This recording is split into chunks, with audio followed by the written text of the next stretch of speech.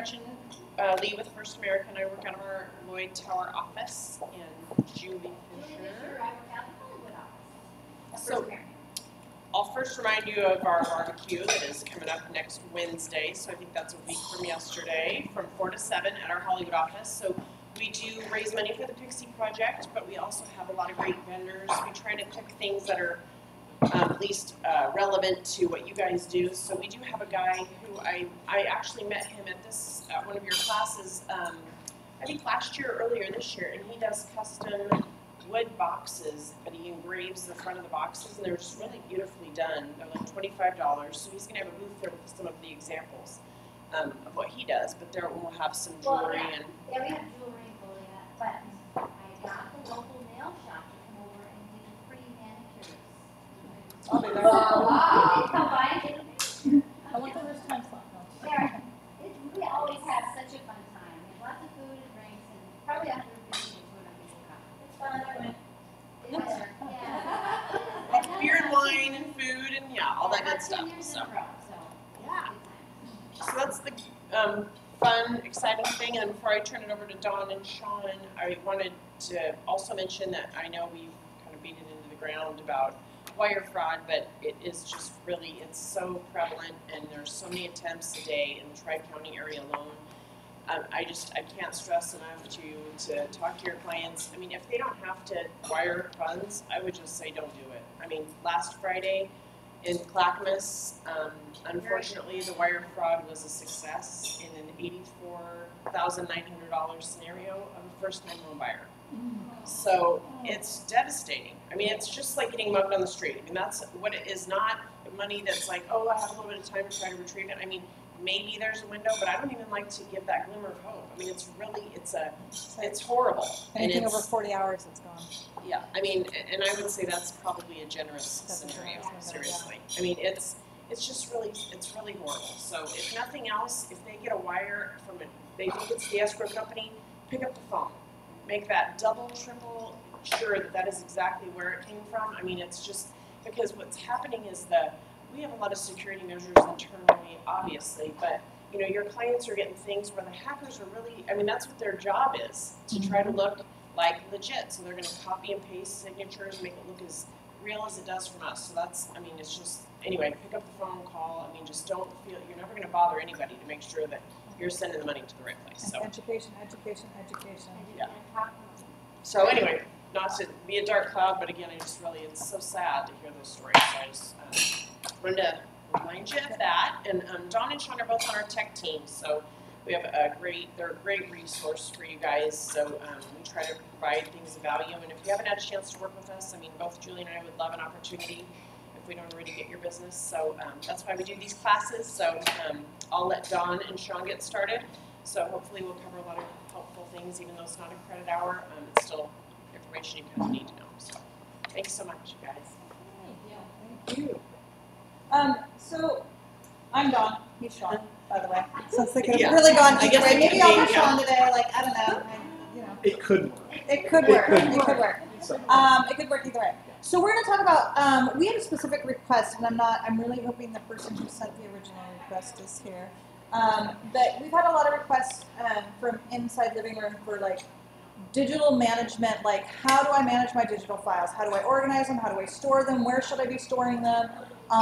You guys have gone really, really paperless, and then that creates, you know, as many as efficiencies as that creates for you to go paperless, it also creates new scenarios where like, well, I know how to take my file folder and put it in my drawer and know it's safe there, but where do I put it when it's all here? Where do I store it? Where do I keep it?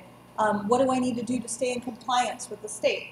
So we're going to talk today mainly about digital file storage. So what is digital file storage? How secure is it? What should I be doing?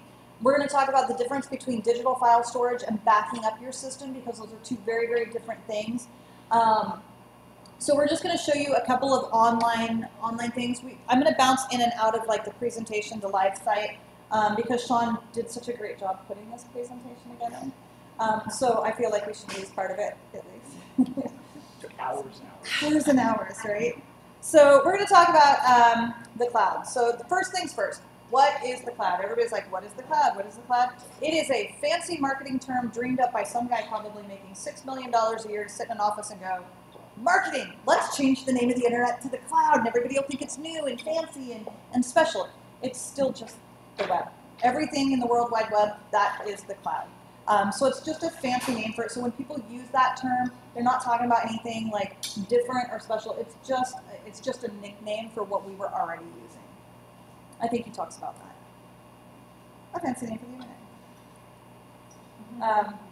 See, he's very smart. See, I speak. This is why I don't use PowerPoints, because I always forget to flip through them, and then you're just looking at a blank slide. The cloud can take several forms.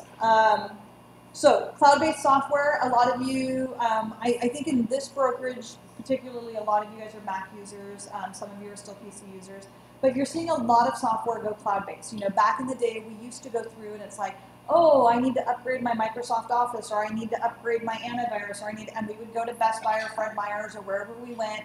We would pick up the box off the shelf, go home, stick the disk in our computer, and we'd install the software. Well, they don't do it that way anymore. Even if you still physically go to a store and buy something, what you get is you get that same huge box, and it has a little paper credit card in it that has your number on it. And it says, go to this website, download this, download that. So basically, you just spent time and money going to the store to get something that you could have done online. Most retailers are moving all of that to online. Antivirus, you're going to go right to the manufacturer's website, buy it, and download it right from there. Microsoft Office has gone that way. So if you're using Microsoft Office for Mac or PC, you go right to their storefront and you actually download the entire Office suite right from their servers. You don't even have to leave your house to do it. So that's what we mean when we talk about cloud-based software. Cloud-based storage, we're going to talk a lot about that today. Google Drive, Dropbox, OneDrive, iCloud, all of those are cloud-based storage units. And I always tell people to simplify the term. It's a filing cabinet that is in the cloud. So it's not under your desk, it's not in your office, it's just a little filing cabinet where you keep stuff up in the internet. Cloud-based backup, we're going to talk about that today because it's very, very, very, very important. And then cloud-based photo management. And Sean's going to talk a little bit more about that. I'm old school. All of my photos are still on a hard drive. He doesn't like that. Oh, no. If anything goes haywire, then I know. I just can't bring myself to put all the pictures of my kid in the internet. I just can't. I mean, any more than I do already on Facebook, right? So the biggest question is, why would I use, we're going to go into cloud storage. So why would I use cloud-based storage? What is the advantage to me using cloud-based storage? Why should I do it? How is it going to make my life better? How do I access that information? I'm guessing everybody around this table has one of these guys. If you're like me and Sean, you probably have two. I don't know about you guys, 99% of my day is done on this device. I will go from appointment to appointment to appointment. In between appointments, I'm checking my email here, I'm checking my calendar here, I'm putting, if I'm on the phone with you, I'm in my car and it's going through my Bluetooth, as soon as I hang up and I'm like, Siri, please add Sean to the calendar for 2 o'clock tomorrow. I very rarely do anything off my computer or off my tablet other than present. 90% of my business is like right here.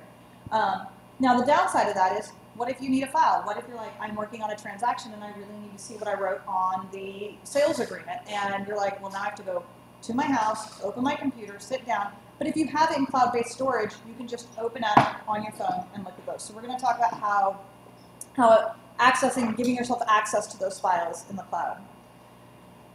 Being able to save things when you're out and about, and then unlimited storage. Sometimes some of these devices you're going to have to buy, and some of them you won't.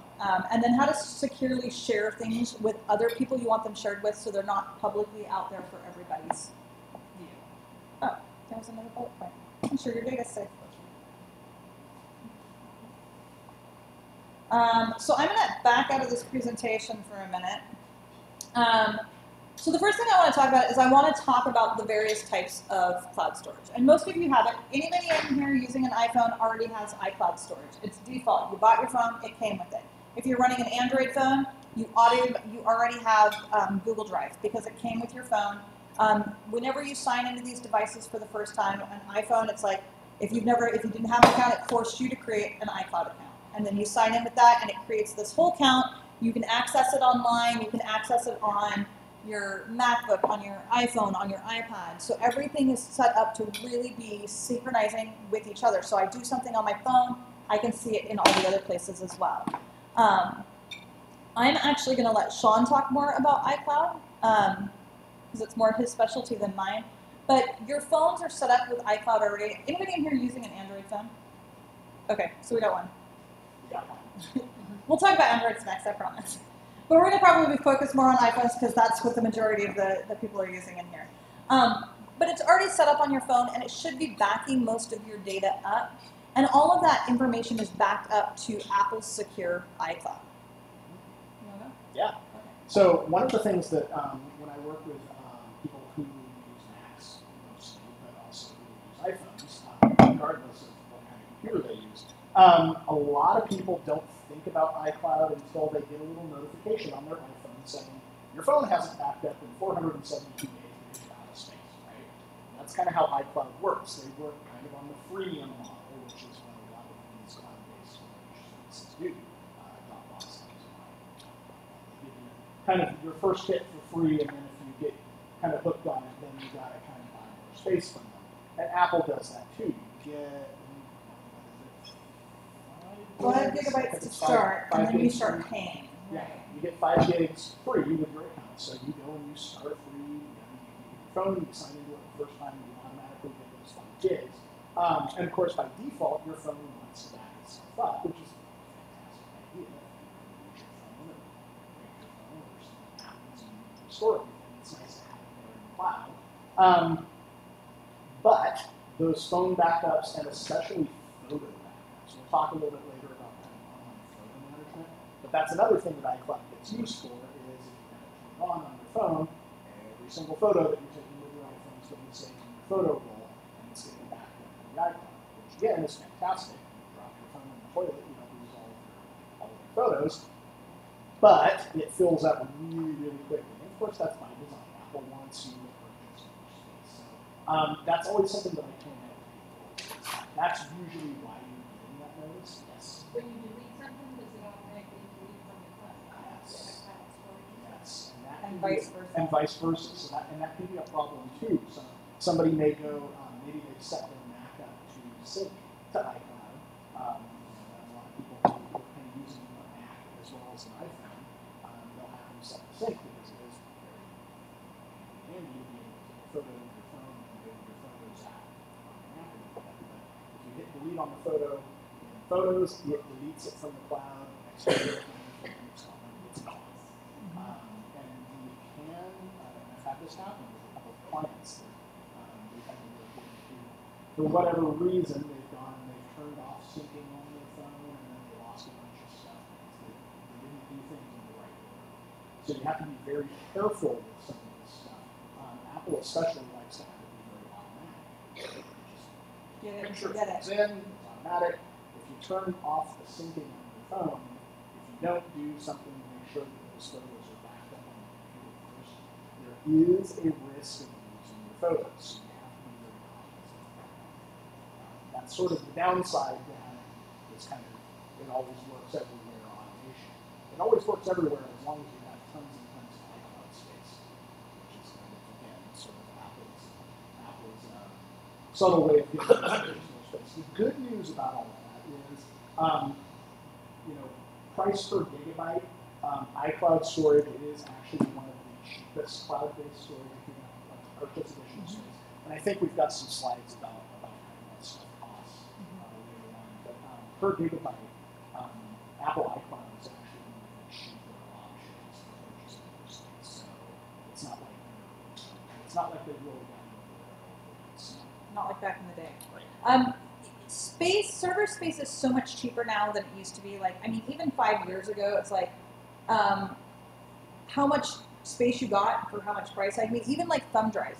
We all use thumb drives to plug them into your computer, and it used to be like a 1 megabyte stick or a 250 megabyte stick was like $48, and now you can get an entire terabyte, which is bigger than the hard drive I've got in this computer, for like $50. So the better they get at technology, the less space it takes, and so that kind of lowers the price for you guys. But I would say probably Google Drive and iCloud are probably two of the cheapest, and they want it to be that way because they want you to utilize their services because you're already utilizing their products.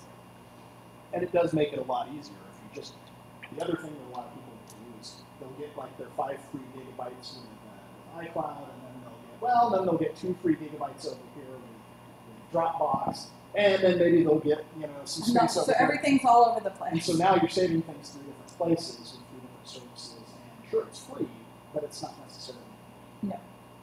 No. And not iCloud, but when we talk about Dropbox, we'll talk about using the business. But when you upgrade storage because you're using your devices for business, you do get to write that off. You can put that as part of your business expenses. That, hey, I've spent $20 a year or whatever it is to upgrade space to store my files. This, if you guys have never logged in online, this is what your iCloud account looks like online. So if I lose my phone, like Sean picks it up and walks out thinking that it says, "Don't break my..." Where's partner?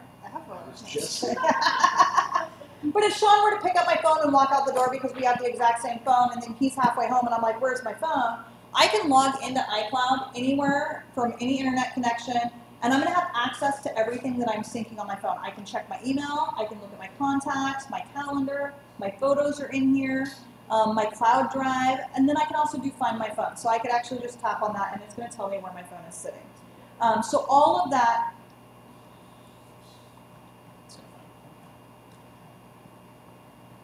I have a really long password. Let's see where it finds us. I would laugh at it if it put me somewhere else. It won't, but pretty close.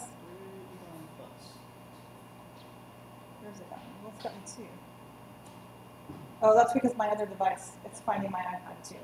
So it finds us in pretty close in here, which is funny because my iPad's really only sitting right over by Gretchen. But you have the ability to do all of that. So it is kind of a nice safety feature, a safety net for you to know that, okay, if I start putting stuff in my iCloud drive, and if I'm putting client files in there, I can go to any computer, log in with my iCloud username and password, and grab those files. You don't even have to have your devices with you. So if you're like, "Oh my gosh, my phone, I'm like 2% battery, I'm dead, but I really need that file," all you have to do is walk over to a computer, open it up, and you've got those files. One other thing that I should point out, just showing how it's finding your iPad rather than your iPhone. iCloud accounts are, if you have multiple devices, so if you have an iPhone and an iPad, it's shared among your devices. It's another reason why people run out of that backup space really quickly, is because they might be backing up an iPad and an iPhone at the same time. So keep in mind, it's kind of based on your Apple login, but it is shared space among all of your devices. So the other one I want to talk about, any questions about the iCloud or how it works in conjunction with your phone? And just know if you're ever concerned, you're like, I want to make sure all my devices are set up correctly. If you're on Apple, he's your guy. He's got a MacBook, I don't, so I kind of stumble through. I can do it, but he's faster, he's more efficient at it. The other one I want to talk about is the Google Drive, because again, if you're running any kind of Android device, just like with Apple, the first thing you do when you turn on the phone is like, please enter your Google account information. If you don't have one, click here to sign up for one. Android is completely powered by Google, so everything that Google owns is pre-installed on your Android phone. So its primary is going to be Google Drive, YouTube, all of that stuff that Google owns is already pre-installed on your phone, and it's all handled through that one Google username and password. So just like this. Google Drive is just like iCloud. It's a little bit, well, not just like, it's a little bit different in some aspects, but Google Drive is going to be the same thing. It's going to be a filing cabinet in the cloud that you can go through. You can upload your files to it. You can store them there. You can access them from any device that you can log into. You can have them on your phone. I use it all the time on my personal phone. This is my work one, so this my work account doesn't have a ton in it. Oh, apparently some family pictures though. The biggest difference between Google Drive and iCloud is Google Drive is not just for viewing. Google Drive is also a creationary process. So iCloud, in here, they will store your files, they will store your photos, they will store your emails and your messages and all of your reminders, but you don't create from iCloud. Google Drive gives you a secondary, and you can use Google Drive too on your Apple devices, so don't think that, I mean, it's cross-platform. But Google Drive also gives you the ability to create documents. So in here, I have the ability, I can create a Word document, an Excel document, a slideshow, maps, anything like that. So I can go through and actually use this to make things as well. So one of the things I use mine for the most is I have a Word document in here, and I call it my idea bubble. And when I'm wandering around and I think of something, I'm like, oh yeah, I got to remember to do that. Or if I'm in an event and I like something, I put it in my idea bubble so that later on I can come back, look at it, and really make it what I want it to be. But if I don't, then I forget things. I don't know about you guys, but I'll walk away and I'll be like, oh, I totally forgot what I was supposed to remember that. But I use this to store all sorts of documents. Again, it's cloud storage. Both of these are encrypted. They are technically safe. And I'm going to do that because, I mean, Gretchen talked about it. Wire fraud. Wire fraud is everywhere right now, and realtors are being hacked left and right by hackers trying to get this information. So what I will tell you about cloud storage, we'll talk about Dropbox too, but any of these cloud storages that you're using, they're only as secure as the password you choose. So if you choose a very weak password like cat123, that's not going to keep your account very secure. Or if you're using a password that you use on all of your other accounts, that's not going to be very secure. So keep in mind that even though they're doing their part on their end to make sure that it's encrypted and protected, if you're not doing your part with the password part, that stuff could be vulnerable. Yeah. The other part of that point is change your password relatively. And I know that this is like people just cringe when they hear this. All these passwords, then you have to change them all the time, and how can you have to remember them? But several years ago, Apple's iCloud service, there was a massive data breach, and what happened was somebody had been, a hacker group had basically gotten a list of, a million different people's passwords, and then they released that for other hacker groups to be able to use. So, usually those passwords are really random proof. They're the ones that are easy to guess, the ones where if they're doing brute force attack and kind of going through trying to guess kind of systematically what the passwords are. Those are the ones that get figured out, and then those get leaked out there to the hacker out there that wants to pay to have access to the account. Changing your She's getting so nervous. Well, I'm watching her like changing your password frequently, though, that kind of solves that problem. Even if you're involved in one of these data breaches, and this happens a lot in a lot of different industries now. Big companies like Target and all these other companies have data breaches constantly, and where the users' passwords are being compromised.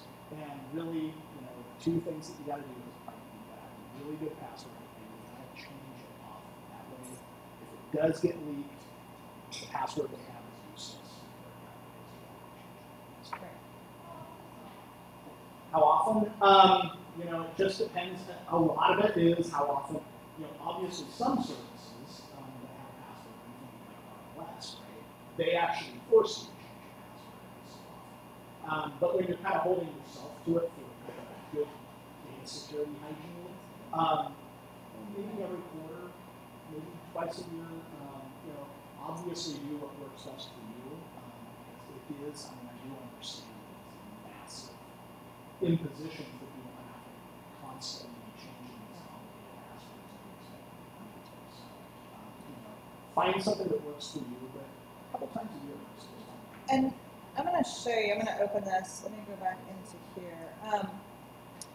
I would say two times a year at the bare minimum. But there's other things right now, especially because wire fraud is coming specifically from emails. I would change your email passwords once a quarter. Or if you see anything suspicious, like I actually worked with a client yesterday. She called me and she says, I'm going on vacation tomorrow, but I can't do anything about it today. But can you tell me why I'm getting all these strange bounce back emails? Like every time I get an email, I'm getting this weird bounce back for this email that I'm not emailing. And I said, that's strange. And I started digging around, and then she went on vacation. She came back yesterday, and I got into her account. Somebody had hacked into her account and set up a forwarding. So every single email she got was being forwarded to this other email, and she had no idea until they canceled the email. At some point in time, they were following. I don't know how long they were following her, but they said, oh, I've either gotten what I've gotten, or I'm not going to get anything off this realtor. And they disabled the account that it was forwarding to, and then she started getting bounce back. So or she's she like, might have changed the password as well. so she, so she, but she had no idea. She had no idea that every single email she got was forwarding to this Gmail account over here. And so, but changing your passwords, that will help prevent stuff like that. Because if she hadn't changed her password, I could have gone in and taken the forwarding off, and then they would have turned around and got back in and just turned it back on. So, but changing your passwords and email, I tell people you should treat your email as seriously as you treat your financial institution. You wouldn't, you'd be a lot, most people are very, very careful about their passwords for their banks and their credit cards, but we're a little bit more fluid about like, well, it's just my email. I don't need to have such a secure password for your email. But you really should, because you're dealing with a lot of like private, non-public information for clients. And just like Target data breaches and anybody else, you guys are responsible for any data breaches that come on your end. So if your client gets identity theft because of a breach on your end, your business, you as an independent contractor, are just as liable for that as Target is.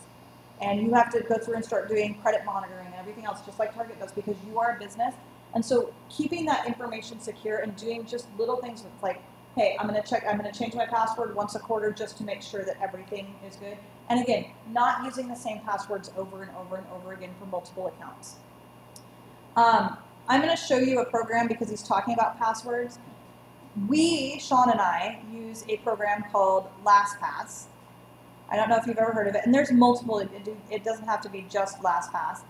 There's Dashlane and 1Pass. But Dashlane and RoboForms, that's the other ones I'm thinking of. LastPass, RoboForms, and Dashlane are the most commonly used ones in our industry. LastPass is a multi-layer encrypted password saving program. So every time I go to a website, it says, hey, do you want us to remember your username and password for this site? And I say yes. And it remembers it for me, and then it encrypts it so they can't be broken into. Well, I mean, I'm sure they could be broken into, but they take every measure to not be broken into. And then next time I go to that site, it auto-populates that username and password for me. The next thing it does is it will tell me, if I use a password and I put it in, it'll be like, hey, do you know that you're already using this password on 6 other sites, or 10 other sites, or 15 other sites? So then it starts me thinking, because a lot of times we create accounts and we use passwords and we don't think about, like, oh, well, I only get into my Oregonian account like once every 9 months. So I don't think about the fact that I'm using the same password there as I'm using for my email or whatnot. So it'll tell you, but it'll also help you generate secure passwords if you have a tough time with that and you're like, I can't create a secure password. It'll help you generate those as well. This is You have to go in and enter those sites where those passwords are. right. Well, and it depends on how when you first set it up.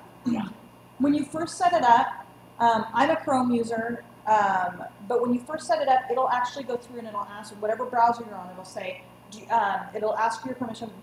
Can we go through and take your usernames and passwords off of the browser? Because a lot of people store their username and passwords in the browser. So like Chrome or Firefox or Safari, it's like, do you want Safari to remember this? Yes. The problem is if you get up and go to the bathroom right now and I walk out the door with your computer, I have all your usernames and passwords because they're stored in the browser, right? So that's not super, whereas if you walk off with my computer, I'm opening my phone to LastPass and changing my LastPass password right now so that when you click on the LastPass thing, it'll ask you for the password. So, but what it does, it'll take all of those out of the browser, put them into LastPass for you, and actually remove them from the browser as a security feature for you. Yes?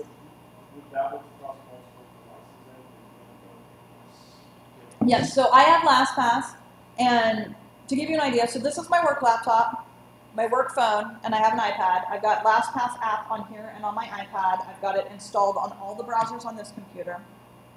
And then I have my personal phone and my personal tablet, and I use my LastPass.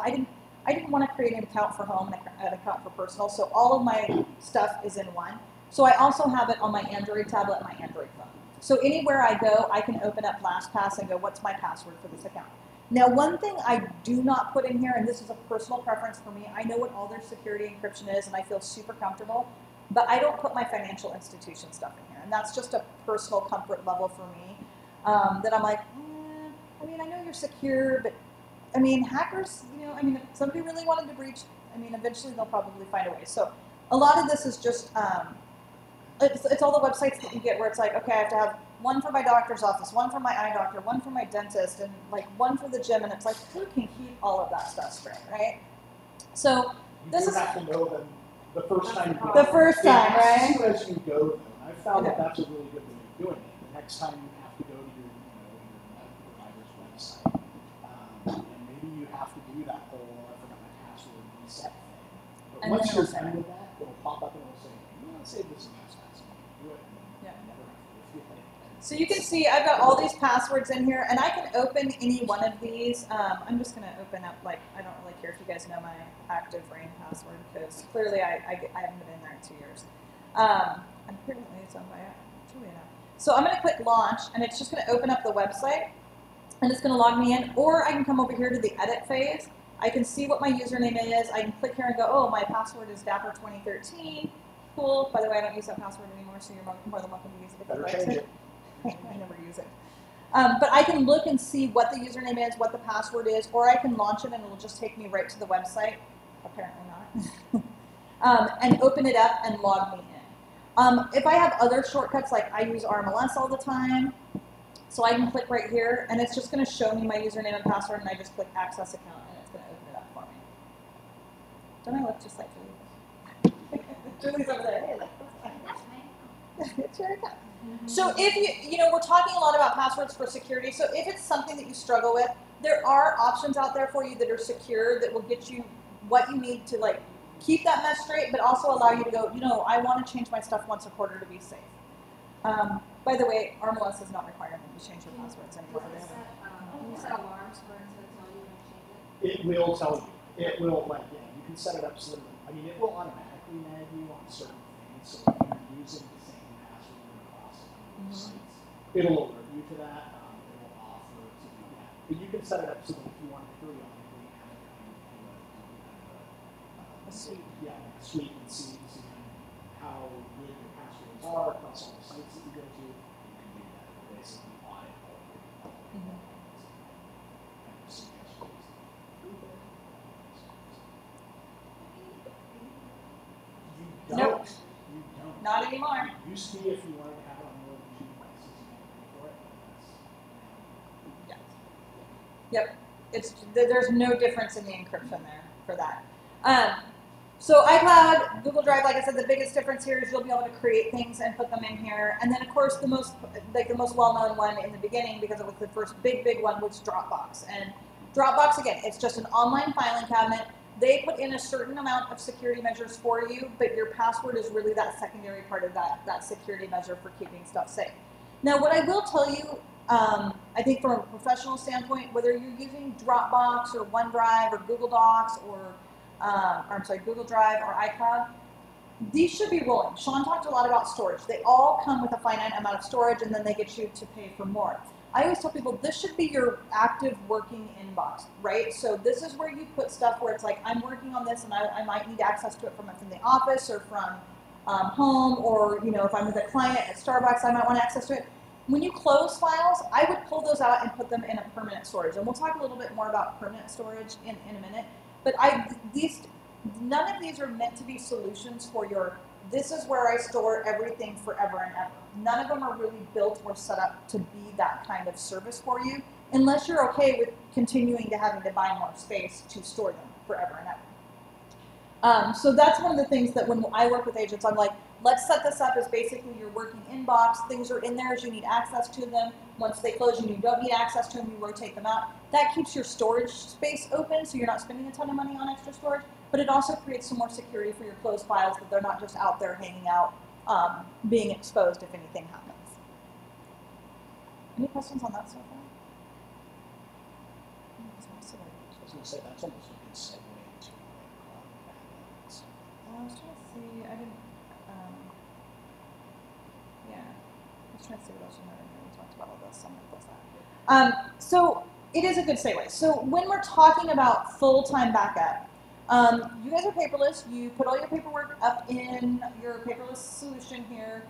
Brokerage keeps it for 6 years because that's what they're legally required to keep it for. But you should be keeping your own copies as well. So then how do you store that? Do I keep it on my computer? Do I put it somewhere else? What do I do with it? And I always tell people there's all sorts of ways that you can do it. There's no right or wrong way. It just depends on what works for you. A lot of people just store it on their computer, and then once a year they put it like on a flash drive or something and drop it in a safe or a safe deposit box or something, and they're like, okay, I've got that. That's my 2016. If I need something from there, I can go there and get it. That also helps keep your computers cleaned up and more storage. But then you don't have to worry. Then you don't have to worry about like what happens. What if my computer catches on fire right now and I lose all my files that are on my computer? What would you do? What, you know, it's like if you set it on the roof of your car and you take off because you get distracted. I've done that. She's giggling. Right? You're like, don't leave. I only say that because I did that once with my phone, not my computer, but I was like, I set it on the hood of the car, and I think I was buckling the kids in when they were little, and I took off, and I'm like, snap. But all of our data is on here and on these little devices. So what do we do when we lose these devices, or they implode, or they get stolen, or you know, it's like, so thinking about that too, where it's like, these are really great for short-term storage. You should really have a long-term storage process in place. One of those things is a backup. If you guys are not already backing up your systems, I would highly encourage you to do so. There's very few things. I always tell people, always, if you're going to pay for something in the real estate business, make sure the return on the investment on it is high.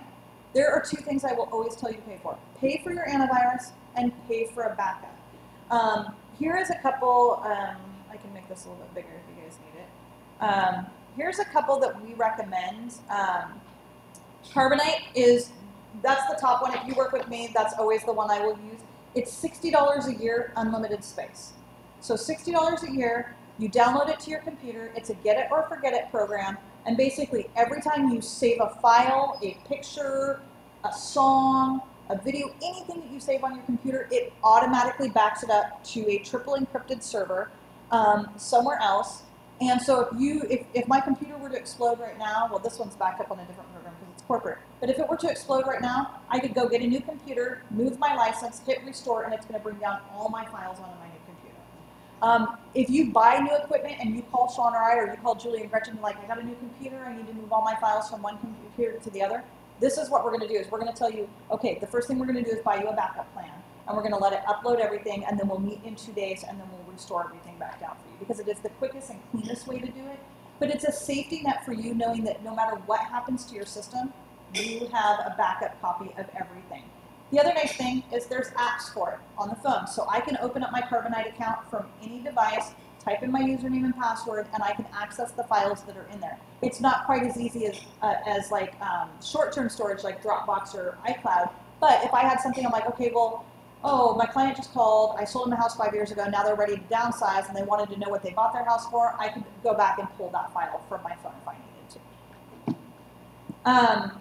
Mozy's a little bit more expensive. It's like $89 a year and you only get 20 gigs of space, which is what, they're a really great backup plan, but I think pricing-wise, Carbonite's probably the most efficient. And Crash Plan is about the same. I think it's about like $70 a year for. The thing with Mozy is that you can add additional computers. So with Carbonite you pay that $60 a year for one computer. Unlimited space for that one computer. With Mozy, you kind of pay for chunks of space, so you kind of pay for what you need. But if you need if you have multiple computers that you're backing up, or you're on a team, Mozy has some multi-computer Licenses. Yeah. Crash Plan, I think, does that as well. Carbonite has a multi-license purchase program as well, just a little bit different, but it's almost full price for both. But I like it because it's a get it and forget it. No matter what you do to your computer or wherever you go, whatever happens to it, you're going to know that all of your real estate data is safe, or you know whatever else you're putting on your computer, your grandkids' photos, kids' photos, all of that stuff is going to be safe because you are backing it up.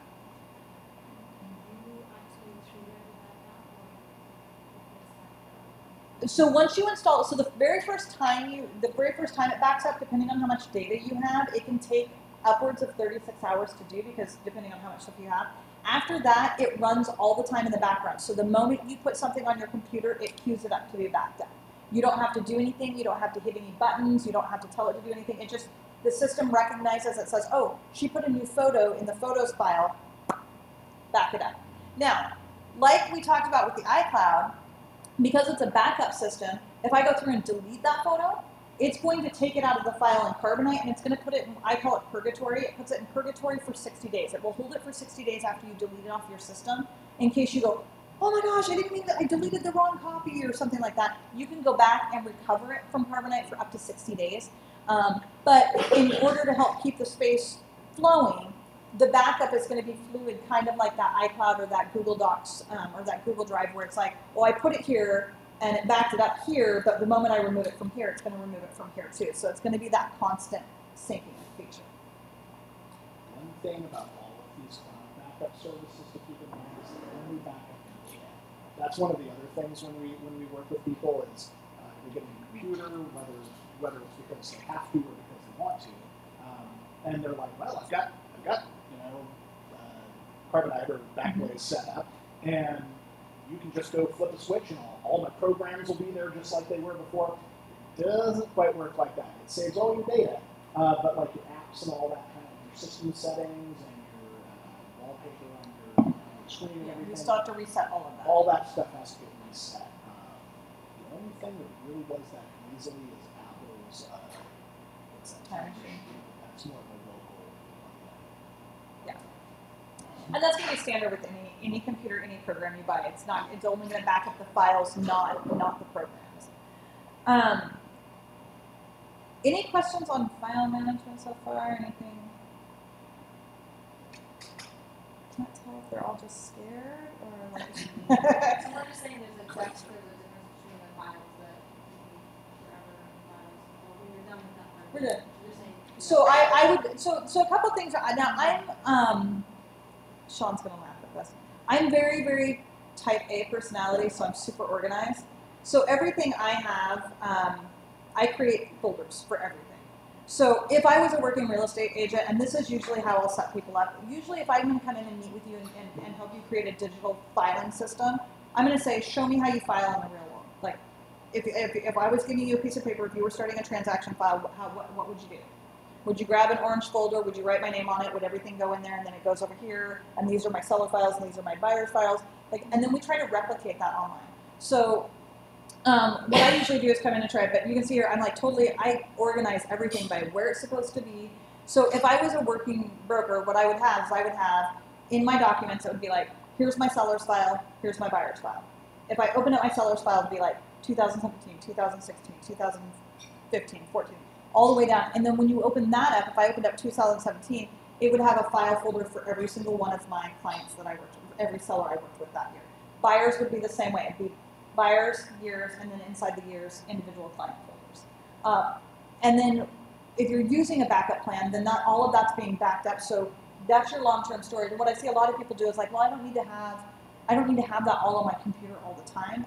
Especially a lot of people are moving to smaller devices like the Surfaces and things like that, where hard drives are very small. You don't get a ton of storage, and so they're pulling that data on a regular basis. Like at the end of the year, I'm going to take a copy of my entire 2017 file, put it on a thumb drive, put it in my desk drawer, or put it in a fire safe or whatever. So there's a lot of ways you can do that, and usually what we'll do is we'll come in and sit down with you and kind of figure out how you run your business, how your brain organizes things, and we'll try to create a virtual copy of how your brain would organize the physical world. So you're saying take the file that you created for each individual and move it over. But say if they move over, they keep some of it there on their computer. If they delete anything on their computer, does that mess with the permanent backup? Are you talking about for like Carbonite? Yeah. Yes. If they delete it off their computer, it deletes it off Carbonite. Yeah. So it's syncing. In 60 days. In 60, it'll keep a copy for 60 days in purgatory so that you can recover it if you need to. But yeah, anything, so it's going to be a live sync, just like It's just the iCloud. same. Okay. Yep. Yep. Yes. So, can you convert to DocuSign, for instance, if a file gets signed by both parties, generates emails and attachment, you then take the extra step to download that attachment? Yep, I would just drag that attachment right into my client file. Now, the other thing is, and you actually bring up a good point, because I have some clients where I'm like, well, where are your client files? Where do you save them? No, I just leave everything in the email. I don't ever and I'm like, that's okay too. One of the questions we had that came in the list that Gretchen sent us was archiving email, and that, Sean and I went back and forth about like, how much do we talk about that? Because that is really an individual issue to each person, because it's like, are you using Gmail? Are you using company email? Are you using Outlook? Are you using Mac Mail? I mean, how you archive email is going to depend on how you are accessing and managing your mail. So that is something that we can help you too, but there's a lot of stuff like that we encourage people to set up archives for their email, so it's pulling it off the server, especially if you're like, in this case, let's say I'm using my Living Room Realty email and everything's sitting up on their server. Well, maybe I decide, you know what, I am going to take a sabbatical and I'm going to go live in the Caribbean and write a book for 6 months. But once they halt my email, I no longer have access to that stuff. So how do I get a copy of my stuff and keep that on my own system? So again, it's an important step, but one of those ones where it's like we can generalize a little bit about it, but how you're checking your email really depends on how your archive, how we would set up an archive for that. Definitely, yeah. It absolutely depends on what you're using. Yeah. Nothing's different any other systems. But in terms of any sort of, generally speaking, if you're going to archive stuff, which means basically taking it from the server where it's syncing it and live on the hard drive, always have something like Carbonite as backup that will then take that folder and back it up so that if something happens on the computer, you still have an archive of the archive. Yeah. Hey, look, Dropbox just notified me. Hey, we noticed you signed in from a new device. That's a security feature I have set up in place. So we're going to kind of move in, if there's no more questions about that part of it, we're going to kind of move into photo management. And I might just do this. Do you want me to just put that in over there? There. We can have that. Oops.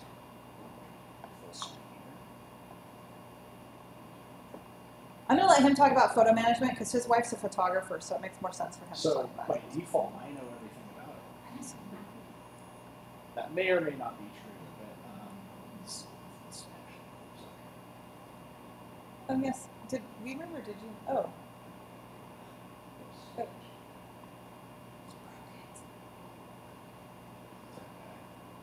See, not even tech people are like immune to technical difficulties.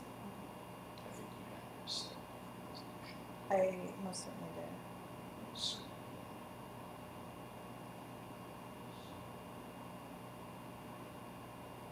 There we go. Okay, now I have to jump ahead. That's the difference. If you're a tech person, you get it straightened You know out. what to do.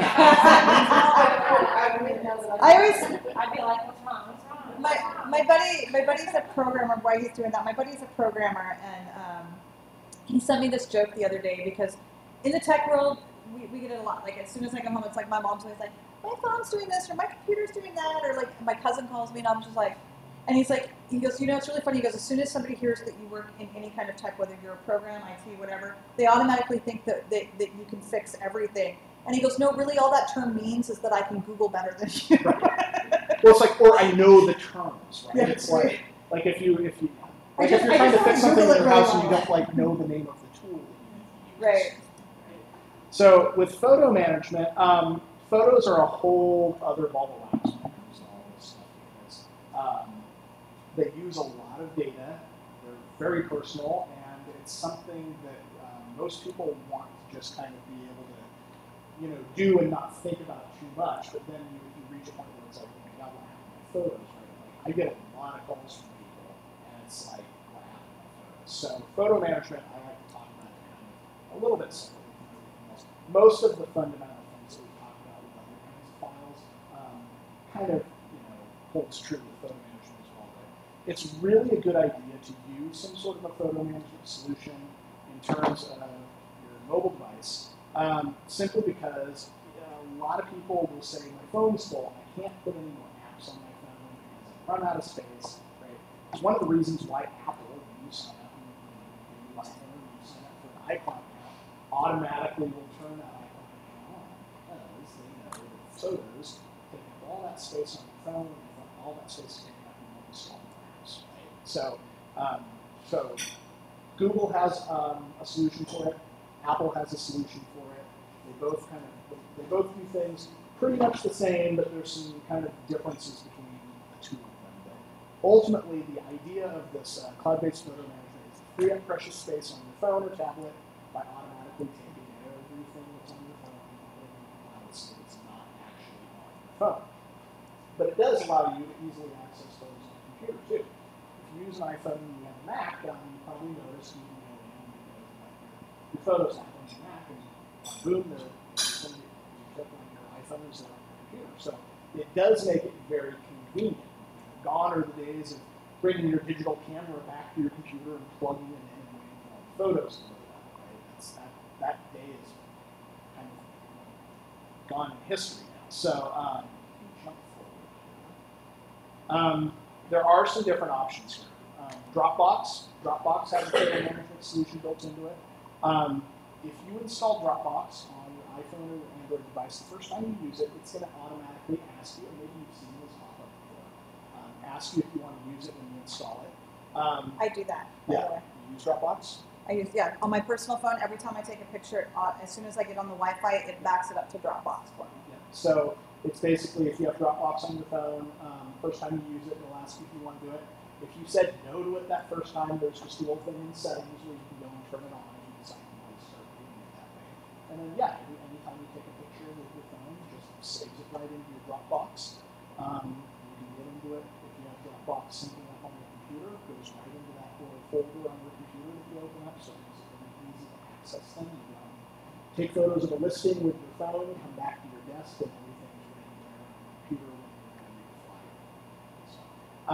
The con is it does use your Dropbox allotment, so especially if you're using the free version where you only get 2 gigs, that can fill up pretty quickly. So that's how Dropbox works. iCloud Photo Sync, we kind of already talked about this. It's limited only to the iPhone and the iPad. It's built into the operating system. Automatically backs up the full-size photos, so the full resolution version of the photo that you take. It backs up to the cloud. It does keep a thumbnail on your phone, so it does use a little bit of memory, but not nearly as much space as the full-size version would take up. The con, again, it uses your iCloud allotment, so if you're on a free plan, it can fill up really quickly. But like I said, iCloud storage is very, very, very cheap. So if it's worth it to you just to have it work and have it be easy, I definitely think, especially if you're also using Mac, I think it is a very good solution if you are kind of Apple workflow person. And then the newcomer to this whole thing, and when I say newcomer, it's been about a year and a half since it's been out, but Google Photos. The nice thing about Google Photos, it's baked into Android devices. So it comes built in with the Android operating system. But there is an app that you can put on an Apple device as well. So you can actually use this with Apple as well. Uses your Google account. So if you have a Gmail or you have a login for YouTube, one of those Google logins, you can go in and set that. The thing that I really like about it, and maybe I say it there, I say it there, it's free and unlimited space. So you can save as many photos as you want in there. You never have to buy additional space. That's what I really love about it. It is free, unlimited space with a huge caveat. And it's not that big of a deal breaker for me, but what it will do is it will resize your photos down to 16 megapixels. So as long as there's 16 megapixel photos, it'll save you for free in there. If you decide you want to have, and really when you think about it, 16 megapixels is larger than an 8x10 camera. It's still a very, very large size photo. You can still have a lot of detail in those photos. My wife actually uses this in her photography business for kind of the finished product after she's delivered prints and stuff to her clients. She'll save backup stuff. She saves backup stuff on a hard drive and has it backed up in Carbonite, but then she'll have these 16 megapixel versions all saved in Google Photos account so that she can refer them kind of for her own use. 16 megapixels is actually really pretty decent size. The cool thing about Google Photos, though, is it also includes a little basic image editor in it, so you can go in and you can crop your photos, kind of resize them, do effects and stuff with them. That's all built into it as well. So I use an Android for my personal phone and an iPhone for work. I really love Google Photos on Android. Because like I said, you just take stuff and it saves it. It's free. You don't ever have to worry about it. The downside is, and I didn't put that in here, if you have an iPhone and you want to move from the paid version using iCloud to Google Photos, that is something that you do have to do in the very specifically with the using. So we will put a note about that in the list of uses photos. I've seen it happen with people. It's never a nice moment when people realize that all their photos of their dream trip to Italy are gone, but if you don't do it in the right order, it can be disastrous. And if somebody emails me a photo, Mhm. Then how do I save the file? If somebody emails you a photo, let's say like you use an iPhone. Okay, so on your iPhone you would go in your email program, and there's that the little save, the little square with Yeah. the arrow, right? You can go and tap on that. Google Photos, if you have it installed, on your iPhone, will be one of the options. The other thing I'm going to tell you, because it's really funny, because I have my phone, my personal phone. I don't take a lot of photos with my work phone, but my personal phone, every time I get on the Wi-Fi, any pictures I've taken that day automatically syncs to my Dropbox, and then once a month I just empty my Dropbox off onto my hard drive, which I told you guys I was very old school when it comes to my photos. And Sean was just like, dude, just try Google Photos, just try, you'll like it, you'll like it, you'll like it. So I was playing in Google Photos the other day, and I'm sitting on my bed, and I'm like, oh, well, these are like pictures of, like, I had a bunch of memes that I had downloaded, and like pictures of tacos or something. I'm like, oh, I don't need those, I don't need those, I don't need those. And then there was a couple of like photos of my kid, and I'm like, oh, well, that one doesn't need to be stored on Google Photos either. And then I got back into my phone, and I'm like, where are all my photos? So just like iCloud does with the photos, it is a live sync. If you delete it out of Google Photos, it will delete it off your phone. So please, I don't know that we could stress enough that everything is live. So if you do it in one place, it happens in the other place. So. But when I was playing with it, because Picasa didn't used to do that. Picasa was separated. And so when I was playing with that, that was kind of like an eye-opener to me. And then it was like, okay, then I'm like, Google, how do I recover my photos in Google Photos? And they're like, go here, go to the deleted bin. And so I was able to like save them all because anything you delete, they hold for, I think, 30 days. But a good reminder that like a lot of this stuff is really on a live sync. So it's like, if you do it here, it reflects here. And that's true for anything. Yes. Your data. And that is all I have to say about photo. About photos, and I think, yes. Yeah, so it's as secure as anything else that's in the cloud. It's encrypted on your end of your computer. It's encrypted before it's saved on their servers. The weak link, just like with the data, is your password. Password security. So you have a long, strong password. Change it frequently. That's the weak link. The Apple hack that happened a few years ago was kind of notorious for that, because that was sort of the way that a lot of these accounts were compromised, was they had those passwords that they would change. And I think some people probably remember this. There were actually a lot of people's photos that like stick with celebrities, right?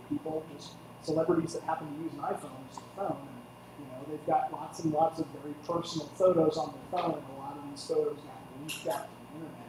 And that's how it happened. It was that data breach. And a lot of that was just basic guessing, right? Like if somebody happens to figure out what your Amazon password is, right? A hacker would say, well, human nature being what it is, most people are usually pretty lazy and they don't want to remember a different password for everything. So we got their password from Amazon. Let's see if it works for iCloud, and lo and behold, it does, right? And that's how it works. They go for the low-hanging fruit. So, yeah, practice good password hygiene, and like I said, they definitely do encryption on their end to try to kind of hold up their end of the bargain. So you shouldn't have to worry about it too much. Question. So, if you were to tell everybody here, what would be one or two things between two and password that would be easy to remember and hard to forget? It's such a broad topic. There's got to be some specifics that you If you give me a second, I'll bring up our slideshow that we have on I data don't know, do you security. guys have issues? I have an issue with that. It's like, how can you How do you remember? Simple. It's a really good question, and this is part of the reason I use an encrypted password manager, because there are things. I mean, we are no less guilty of reusing passwords. But what I have is I have like a semi-default password that I use for like stupid stuff where I'm like, oh great, you want to break into my Netflix account? Great, pay my bill, will ya? Like, they can't do anything. They can't spend any of my money. They can't. Like, the worst they could do is deactivate my account and I just open it, right? So I do kind of have a like what I call my go-to password for stuff like that. My email is all separate. My financials are totally not like anything else. But one of the things that I went through a period where for a year I only chose animals. So then I could remember it's like, oh well, if I've had that for a couple of years, it's going to be an animal. Now kind of what I do is I kind of use a variation of if I'm signing on for something, it's like what kind of program is it, what kind of company is it, and I try to find something associated with that. And then, but just, finding something that works for you that's going to if you're like, oh, if I always kind of use this process or this algorithm, this is where I'm going to get to. I think Sean's How got to this create here. and remember strong passwords. Okay. So you've got a favorite place. Let's say it's Disneyland, right? There's that whole thing there where you, in the old days, this is what they call leet speak. This is what hackers call leet speak. You kind of mix up the upper and lowercase.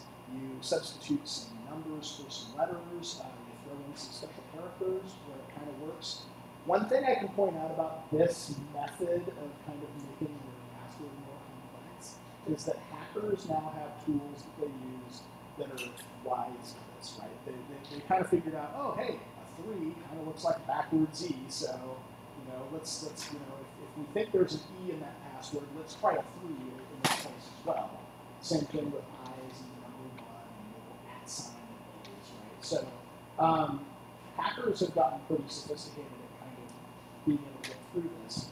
Obviously, they'd have to know that Disneyland was your favorite place in the first place to kind of try it. But that is one of the ways that you can add some complexity, especially when you're sitting there trying to figure out a password for a news service, and it's sitting there telling you, well, it has to be at least 8 letters, and it's got to have upper and lowercase, and special character, right? That's one way to kind of do that. Here's another one. Yosemite, right? You can do that. Favorite team, Mustangs, right? Just add complexity to something like that.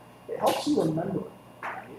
So this is one that I really like, though. Let's say you have a quote, favorite quote, ask not what your country can do for you. Well, you would take the first letter of that, ANWYCCDFY, right? Or for you, and you kind of turn it into a password of that. And that way, the thing that you remember is the quote. And you kind of remember, okay, what's the formula that I use to do that in password? And then, of course, password managers, which we talked about. All of these great things. I cannot recommend a password manager enough. All of this stuff where you've got wrong passwords and have to change them all the time. This makes that so much easier. It makes just remembering your passwords that much easier. I love the fact that it's on my phone. It's all Yeah, on your phone. You can have it installed on your phone, and of course, it's all cloud-based. It's passwords are basically synced through the cloud. We have updates to the It's all auto-updating. So that really, I think, honestly, in terms of password management, I really think using an actual piece of software for that is not necessarily cloud stuff, but it's still Important good that advice. it's- Still good advice. So any other questions you guys have that? Yeah. We didn't specifically because that's going to be very particular to how you do your email. So what we kind of said is there's a bunch of ways to do it, but how you do your email is going to be how we choose to archive that. So that would be more something we would come in and work with you one-on-one on. The basic way that it works is, like I said, it depends on if you're using Apple Mail or if you're using Outlook or something like that. The procedures. The basic idea, though, is you're taking all of those emails that are basically saved on the server and you're making a copy of them that's labeled. That's essentially how it works. The mechanics of how it's done.